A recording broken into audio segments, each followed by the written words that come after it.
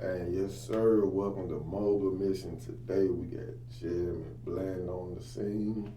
Very special interview today because this is the definition of what we're looking for in the city. But I'm going to let him explain it way more, so tell us a lot about yourself. About myself? Okay, my name is Jamaine Stanton. I am the creator and CEO of Black Business Traffic. Black Business Traffic is a review-based app that's designed to highlight our top-rated black-owned businesses around the greater Birmingham area. The ultimate goal of Black Business Traffic is to provide a space or a platform for our top-rated businesses to help them thrive and support our community. Okay. And when you were starting this, what kind of influenced you to want to even go in that direction? Just the conversations I was hearing a lot around the city and with some of my friends and colleagues. It seems like everybody at that time was talking about Black Wall Street and Green Book. Like it's like the question on the tip of everybody's tongue was, how do we recreate Black Wall Street? You know, that was a buzz going on about that. So, and my solution to that problem was Black Business Traffic, because I understood that unlike back in the day with Black Wall Street, our businesses are no longer lined up on 4th Avenue and lined up in one section of town. We're more fluid, more dynamic. We all over the city, all throughout the greater Birmingham area.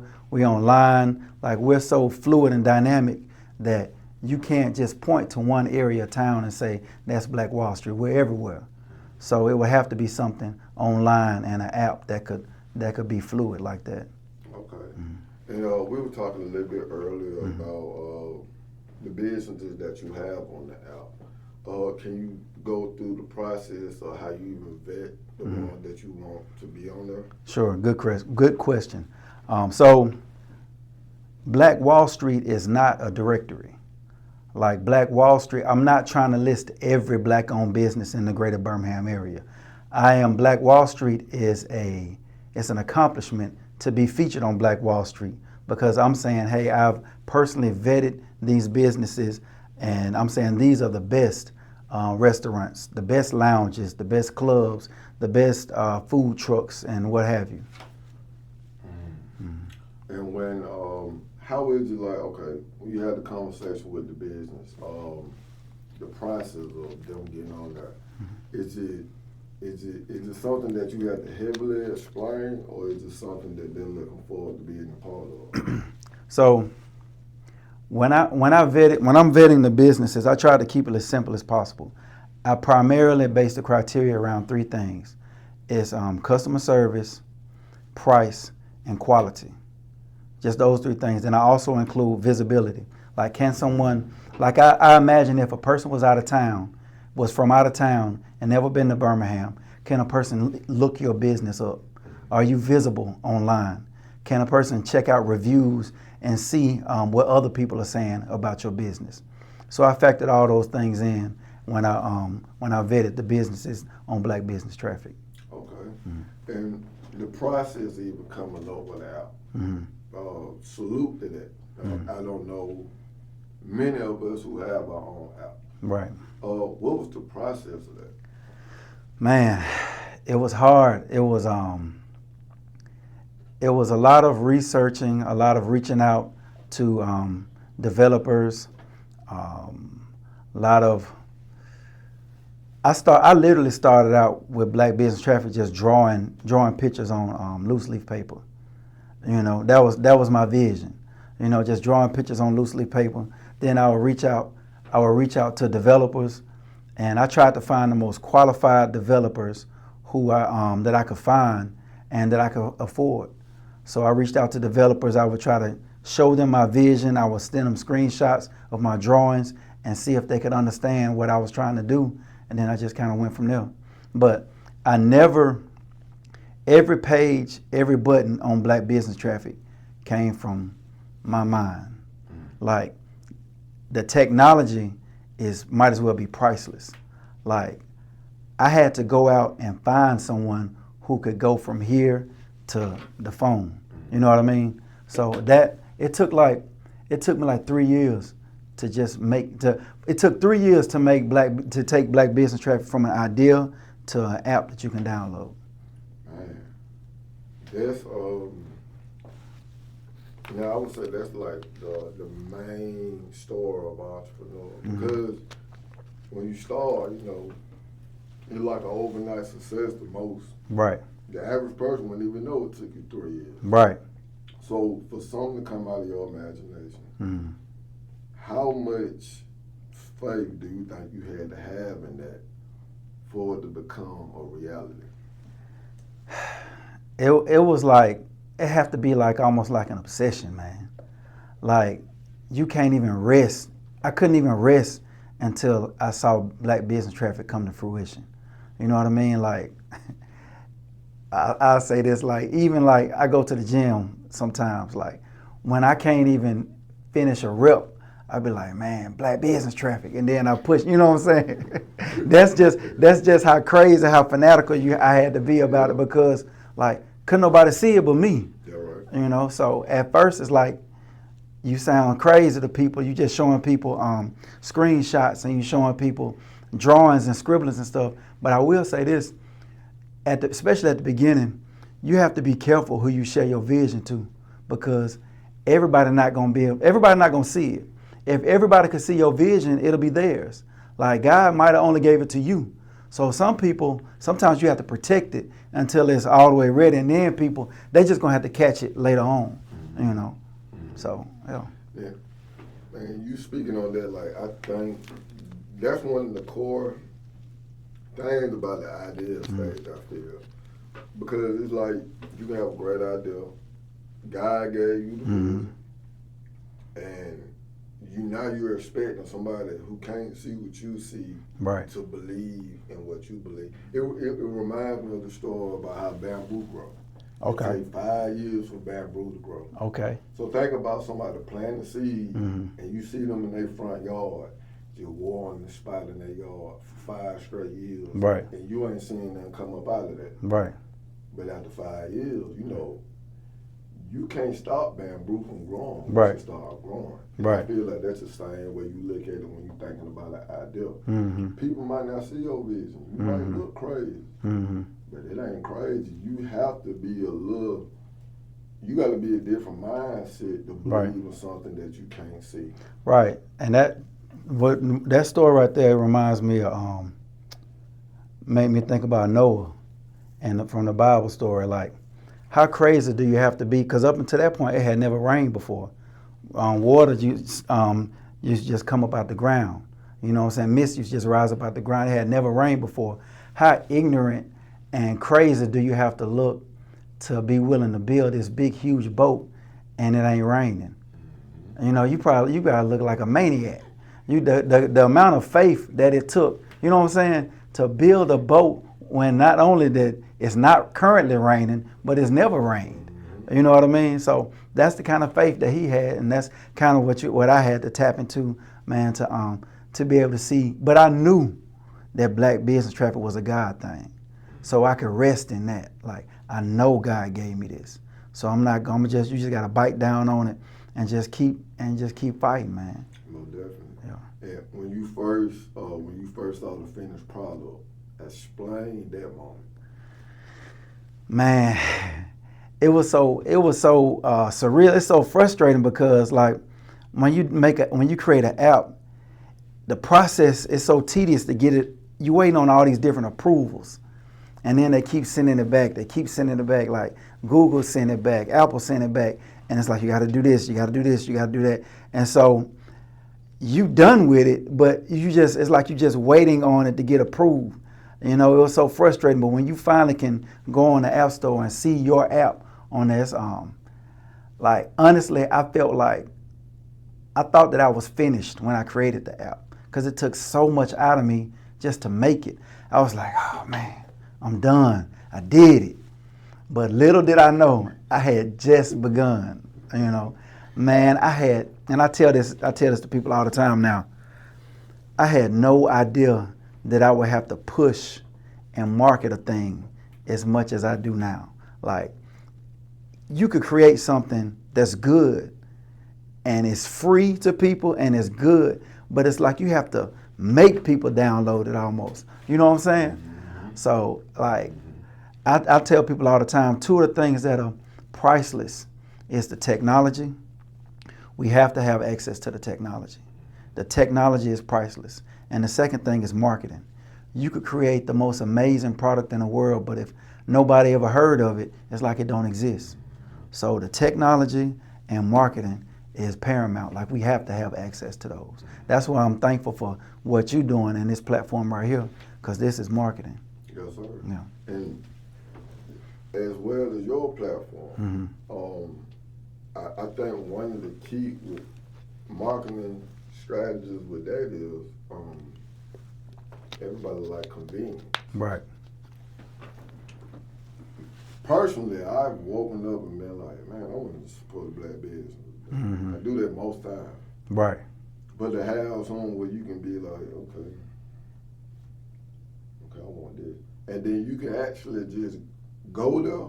Yeah. That fast, I think that'll be a key selling point for a lot of these businesses. Because look, some people might not have your Facebook. Some people might not know you. But one thing we all use is apps. Right. Every day. Right. I mean, and I understood at the outset, like, for this to work, you gotta get on people's phones, bro. Like, this where everybody is. This where everybody is. Like, you gotta get on this little device right here, you know. So I had to, like, I understood, like, I had to be on this phone for it to work. Like a website, just a website, it wouldn't have. It's not convenient enough. You know what I mean? Like, you gotta literally be able to get on people's phones. So like you said, and I'm gonna show you. Like, I got, like, when I say categories, I try to be as thorough as possible, man. Like, I'm talking about clubs, lounges, party buses, DJs. I had to split restaurants into two categories. I did soul food restaurants and regular restaurants. CBD stores. A lot of people don't know we got black-owned CBD stores. Food trucks, juice bars, bakeries, boutiques. Man, it's all kind of stuff right here. So at the touch of a button, you get a nice tight list of the best of that category. You know, you get directions, you can leave reviews, you can even call that business. You know, so that's what it is, man. Yeah, that, and when it comes to this and with it being free, talking to other business owners when you've been, what do they want to know when you're trying to get them to be a part of the app? Like, what kind of questions do they normally have? Like, they want to know, I mean, quite naturally, business owners and merchants want to know, like, okay, what kind of traction do you have? How many people, how many downloads do you have? How many people are using your app on a day-to-day basis? What does it cost to be on the app? You know, stuff like that. So just natural questions that any business owner would like to know. But what I first want the business owners to understand is, hey, it's an honor to be featured on the app. I'm basically saying you're basically one of the top 10 in whatever category of business that you ventured off into. I'm identifying you as one of the best in the greater Birmingham area. I want to feature you on this app. I want to work to literally drive traffic to your front door. Black business traffic is like a metaphor. You know what I mean? That's why I made it to look like a navigation app, but it's navigating businesses, it's navigating users to the business front door. Yeah, that was very close. Yeah. Yeah. Yeah, man. I like that. Yeah. Because, like, the whole thought process is to even know that this came out loose leaf paper. Yeah. And to see it, it's amazing. And Birmingham, I think, one of the best times to be doing something like that, because at the end of the day, it's tech. Yeah. There's not a lot of black tech owners in the city. We have a couple of people who are starting to get into it now. Right. How did you foresee that tech would be the direction that you needed to go as an entrepreneur? Tech is like the great equalizer. Like, tech, we can catch up faster if we tap into tech. Tech moves so fast, and the technology moves so fast, and it drives so much traffic and drives so many dollars in that direction that We have to be on board, and we can't get left behind with tech. We can't be afraid of AI. We got to get in front of AI. We got to get in front. We got to be on top of tech. And when I say tech, I don't mean just you know how to drag and drop stuff and put up a website where you just drag and drop pictures and stuff. Like, we need to be able to know how to take something from an idea to a reality. You know what I mean? Like, we have to be able to tap into that technology because that's driving everything. So, like, I had to go so far. The developers that I found were so far away from here. Like, I've had to go overseas. I've had to go to California, Texas, all over, reaching out to people all over the world, really, to get this app made. But at the time, I didn't have the luxury of saying, I only want to work with black tech people. I only want to work with American tech people. I had to get it done. You know what I'm saying? I was just in get it done mode. You know, so I didn't have the luxury of finding people just in Birmingham. You know, at the time, I didn't know, I wasn't tuned in as I am now. I didn't know tech people in Birmingham. I was online looking, you know. I went to the freelance websites starting out. I went to Upwork. I went to Fiverr, you know, and started from there, you know. So that's how I got it done. Yeah, and it's crazy how, like, things pivot so quick because you kind of being ahead of the curve. Birmingham just became a tech hub in the United States. Okay. And I've been talking to, I interviewed a couple of people who, you know, they work with different tech companies in Birmingham. And to know we're one of the top cities in the country that's going to be like a mini Silicon Valley. Okay. And you're already pretty much ahead of the curve there. Have you ever thought about doing consulting for other businesses who might need apps? I would love to do that. A business venture that would be great for me or for anybody out there is, say you're that business that didn't quite make it on the app. Say you don't have an online presence or something is lacking in your business. Somebody can make a business just going around identifying businesses who didn't get featured on Black Business Traffic, increasing their profile, helping them get themselves together, helping them get their social media together, everything so that they can be identified as one of the top-rated Black-owned business. You could if nothing else, Black Business Traffic is a networking tool. I can open up every category on Black Business Traffic, and I can see where their opportunities are. Like, I'll give you one. There's not a whole lot of legitimate mobile mechanics in the city. So if somebody really that was forward thinking and really wanted to do something, they can open up a real organized mobile mechanic business. You know, they could possibly even franchise it. You know what I mean? That would be huge. You know, just networking amongst business owners could be huge just using the app. Yeah. You know, so yeah, it could be a major tool. Stuff like the Classic coming up. You know, I want people that come in town for the Classic to use my app to figure out where the party at. You know, stuff like that. So it's a lot of different avenues that you can go with this tech and with Black Business Traffic. Most definitely. And especially like one of the key things you said, like that networking tool.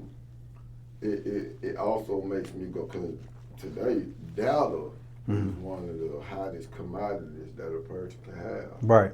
So to be a business owner, have access to that type of data, it really always gonna have you ahead of the curve. Right. You know basically right now the best of what's going on. Like even that information about the mobile mechanic. Somebody's gonna watch this and be able to use that information. Right. Or somebody, I'm gonna tell you what's gonna happen. Somebody's gonna watch this and be like, hey, I'm a mobile mechanic, but do you have a website? You know what I'm saying? You got reviews? Are you legitimate? Like, do you have an LLC? Like, all of those things come into play. Like, I'm putting my name on the line when I put a business on Black Business Traffic. I'm putting my stamp on that business. I'm saying, okay, this is a legitimate business. When you go here, I'm saying that you're likely gonna have a positive experience. You know what I'm saying? So I have to. That means something to me. You know, and I'll say this too. Like when I was creating Black Business Traffic in Birmingham, I'm from Birmingham, born and raised, so I know a lot of the businesses, and so it came from me. But now that it's out, it belongs to the people. Like I got a suggestion tab on there. So if 50 people tell me business ABC 123 is one of the best, then I got to put ABC 123 on the app. You know, I got to do it belongs to the people. I got to do what the people say. You know what I'm saying? So that's just what it is. Okay. And cause basically you put yourself in the position of I would say you're a part of business development now. Mm-hmm. So what do you think the difference between the hustle and the business is? Well, I give you my lawyer answer. That depends. It depends. Sometimes it's the mindset. Sometimes it depends on the person that's using the word. A hustle. I think a hustle can be a business, or sometimes the hustle is already a business. People just will approach it like it's just a side hustle. But if you just put some energy into it and focus into it and put some guardrails up and build it up, it'll be a major business. You know, like honestly, like Black Business Traffic, you could say still a hustle for me because I still work two jobs. You know what I'm saying? So, but I know that eventually Black Business Traffic is going to be so big to where it's just not going to be worth my time to go to this 9 to 5. You know what I mean? So a hustle can become a business if you grow it and you treat it right. Okay. You know? Yeah, more definitely. When I look at it, you know, we are from certain culture. Mm-hmm. So being able to hustle is kind of natural to us. Right. I look at it like hustle is, you know, continuous motion of trying to get a transaction. Mm-hmm. And the business is kind of something that got an operation. Mm-hmm. They can basically, without you, it can still go. Right. Yeah, that's how I look at Black Business Traffic because, I mean, outside of the marketing of it, we're the ones who have to, you know, make it go. Right. You know what I mean? So that's one thing I like about it, the self-sustainability of the project. Because I can see where it's going to be in 5 years. Just like with you bringing up the classic. Right. Right now it's in the city, but I can see very soon with the trend that's going on right now, it's going to be needed in the state. Yeah, all over, man. Like, I've already gathered the data for Montgomery. So the plan is Birmingham, Montgomery, Huntsville, then take it outside of the state. Okay. Whether that be Memphis or Atlanta, probably one of those two locations. Hotspot. Right. After that, it's going to be crazy. Yeah. Because, you know, everybody's starting to tap into our culture as far as, especially at restaurants. Yeah. You know what I mean? Yeah, and I'll tell you another thing, now that we're talking about that, and building Black Business Traffic, it showed me so much, but the new wave in Birmingham is upscale lounges. Like it used to be like, and then maybe I'm showing my age too, but it ain't so much emphasis on like the big club scene, but Birmingham has some dope, just ducked off upscale lounges with their own vibe, with the and then brunch, and then a brunch scene too. You know, it used to be everybody ran to Atlanta for the nice brunch spots and stuff like that. But we got like a lot of nice brunch spots around the city, man. And a lot of really nice lounges, cigar lounges. Like the city is growing, you know, and that's like the wave right now. Yeah. You know. Yeah. So and you really I really get a chance to tap into that kind of stuff with building Black Business Traffic, because I have to keep my fingers on the pulse of that. If I hear about a new lounge that's out, I got to go check it out because it might belong on the app, so that when that person come from out of town, they can just click the lounge button, and I done already did the leg work. You know what I'm saying? So I gotta have Denim on there. I gotta have Emerald Lounge on there. I gotta go check out, you know, all these other spots. You know, so. I ain't gonna lie, you really could have your own Keith, what's that, Keith Lee. Yeah. affecting Birmingham. Yeah. They Yeah. see you coming, Yeah. they're like, oh, Birmingham, Yeah. business trafficking. You Yeah. feel me? Because it should be like that. Yeah. You know, so when somebody creates something like Mm-hmm. that and they step in your doors, Mm-hmm. you know what I mean? It need to be, but that also comes from you creating the content for that. Right. You know what I mean? When your personal brand aligns with your business brand. Mm-hmm. Because you are the face. Right. It's not like, I'll say like back in the day, you know, you really don't be caring who owned the business. Right. But with the age of social media, and visual age, you know, people like to kind of connect and they like to shop with people they know. But if I come across your timeline 3 times, you automatically think you know me. Right. Yeah, that's true. And you said something powerful then. You said something that I've learned within this past year. Like, when I first made Black Business Traffic, I wanted to be like the behind the scenes guy. I didn't want to have my face out front. I wanted to put up my logo, and I wanted people to know my logo. I didn't want to be all out on Front Street, you know what I'm saying? But what I learned was the logo wasn't enough. People want to be in your business. People want to interact. They want to interact. Like, I get the most traction on social media if you go live and show your face. You know, if you just post a picture or just take a picture of a business or something, you might get 2-3 likes. But if I start talking and, you know, it's like that's what the people want. That's what drives social media. And social media is where everybody is, you know. Just tapping into marketing. Like, when I first started, I went straight to radio. Because in my mind, I was like, radio, I want to do some radio. So, man, I was spending all kind of money. I did like weather reports, like this weather's been brought to you by, this hour of traffic has been brought to you by, like all of that. And like not one person, I did that for like 2 months. Not one person called my phone and be like, I heard you on the radio. You know, but I went on social media. I did one interview with, shout out to Fred Davenport. I did one interview with Fred Davenport. And because I'm not selling nothing, I just want downloads. I'm not selling a product. Man, that interview with Fred Davenport, it just like, I started doing numbers. And that's when I saw, okay, this is where everybody at. I got to get on these phones, you know. So that's the move right there. Yeah, that makes sense. Yeah. That makes sense. That, we were talking a little bit earlier about reviews of Black business and how we are as customers and how we are as business owners. What do you feel is the biggest disconnect when it comes to that relationship? Customers and business owners. We are very hard on our own people. We tend to not want to give our people a second chance.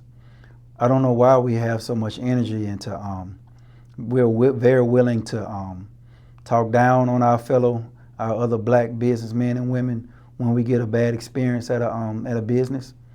And that's unfortunate. And that's part of the reason that Black Business Traffic got made also. I wanted to give people a good experience supporting Black-owned business. So I said, hey, let me take the time and identify our best service providers or our best product makers. That way, when you shop with them, you can have a great business experience. And like the example we was talking about before, like, say you make cupcakes and I come to you and you forget to put sprinkles on my cupcakes.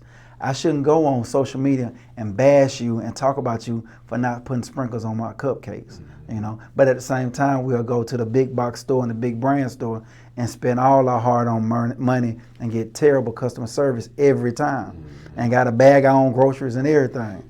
You know what I'm saying? So we got to stop that, man. Yeah, we got to stop that. Yeah, and what I think we don't really realize is everybody watching when we do that. So you can't ask for, in my opinion, because I don't want this to come out like I'm speaking for all of us, but when you ask for a certain equality, and y'all doing that to each other, if I'm seeing from afar, how serious am I really supposed to take that? Right. Because they're like me walking in your house and I see you dump some ashes on the floor. Right. 9 times out of 10, they ain't gonna ask you what to do on my ass. I'm gonna do what you do Right. in your house. Right. So if we train each other a certain type of way when it comes to business, the only thing that kind of bothers me is when we act confused on why the rest of the world kind of put us in a box. Because it's like we put ourselves in this box when we don't even highlight like what Black Business Traffic is doing, the best of the best. We rather kind of gradually go to that average mindset of we want attention. And what we do is we create drama through bashing each other for attention that ain't usually even monetized. Right. But you'll stop somebody from making money. Yeah. I think that Black Business Traffic is going to be one of those tools that we can use to kind of unite the business industry environment, because you need certain things like puzzle pieces to put everything together. Sure. And what when you came up with Black Business Traffic, and obviously you got to have a passion for wanting to help people to create something like this. What did the people around you say when you first brought up the idea? Honestly, just about everybody I talked to said, I've been trying to do something like that. It's like it was on the tip of everybody's tongue. It's like everybody was nipping at this, but they might have been coming at it from a different angle. But that's how I knew I had something good, because I was like, okay, it doesn't exist quite like this, but everybody's trying to create it. You know, people would send me screenshots of different apps that was out there, but they didn't work right. Like I saw some apps, they were trying to be too much like social media content. Then I saw other apps where they didn't have the businesses in there right. It would give you a business, like if you clicked on restaurants, it would give you a business in Kentucky, then it'll give you a business in Atlanta, then it'll give you a business in Nashville. Like I was like, that don't make no sense. You know what I'm saying? So I just started like working on the just the logic of it. Like how would it work? Like how user friendly could it be? You know what I mean? So that's what really focused me and allowed me to lock in. But I don't know how much more time we got, but I really wanted to hit on something that's been trending in Black Business Traffic. Since I've been up, we've been running for Black Business Traffic been up running for about a year now. And what I've noticed is I've had to take about 12 businesses off my app because they went out of business. When I say that, I mean 12 top tier, top 10 good businesses and they're quietly going out of business. Like when a business closes its doors, like you don't hear much. Like they don't make a big deal out of it. A lot of times people will say, I'm relocating, or we're gonna be bigger and better, coming back soon, or whatever, and you just never hear from them again. And our dollar is so strong, man. The black dollar is so strong. We have to be intentional on where we shop. Like we have to support these businesses. Like think of every dollar like a vote. Like so, and ask yourself, who did you vote for last weekend? Who are you voting for today? Like we got to get intentional about because our businesses are closing its doors. And another thing that I'm noticing is we tend to not own the buildings that we're in. So when we don't own the buildings that we're in and that lease is up, then we out of business. The property value goes up, or the owner's like, oh, we want to go in a different direction or something. But that business owner is the reason that the property value went up. Put all the work. Yeah, and you put all the work, and the community getting a little better. Now they want to swoop in, and so we got to start. We need to own these businesses. But what we have to have thriving businesses, and we can do it, man. We just got to be intentional. We got to spend our money amongst each other and circulate that black dollar. You know, so that's my thing. That's my main takeaway. The point I really want to hammer home and make sure I got to is the black dollar is extremely strong, but we have to be more intentional. Black Business Traffic is just a tool. You know, it's a tool, but we got to find consistency. You don't just patronize that bakery. and buy cupcakes every blue moon. If you like cupcakes, be consistent. You're relevant. Yeah. Find a boutique. If you like to shop, find a boutique on there. You know, find something and be consistent so we can circulate these black dollars and have our businesses thrive and grow. That's powerful. Yeah. The intentional with your intention. I think that need to be our model for 2024 is us. Yeah.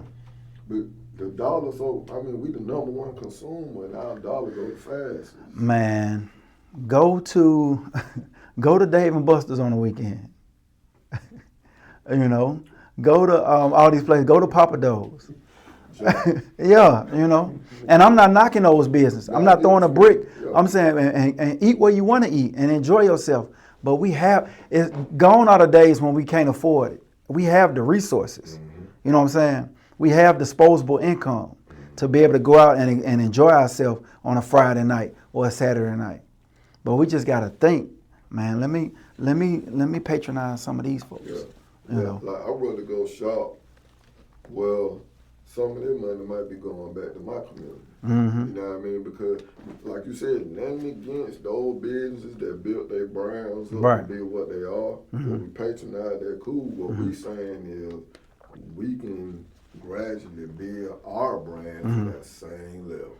Right. I'm saying that, and I'm also saying, so if I put a map up on this wall right here of the greater Birmingham area, a city map, and I told somebody, point to the black community on that map, where would you point to? I'm in both hands. Okay. Okay. It's the whole city. The whole city. Right, because black people just not in Ensley, black people just not in West End, we in Centerpoint, Clay, we in Hoover, over the mountain, everywhere. So you can't say the black community right here. So that don't work no more. So what's the new black community is the black family. So how do you support a black family? You support a black business. A well-funded, thriving black business, more likely to be a homeowner, more likely to own the building that their business is in. And that's an anchor for an entire generation. You know, home ownership. And that's a great dividing line in this country. Facts. That's one of the biggest. And I think what it is, like, to your point, is not putting our efforts behind those anchors. You know what I mean? And sometimes I think we create the same business a million times before we support it. Yeah. So it's kind of like we create an imaginary competition with the same ideas.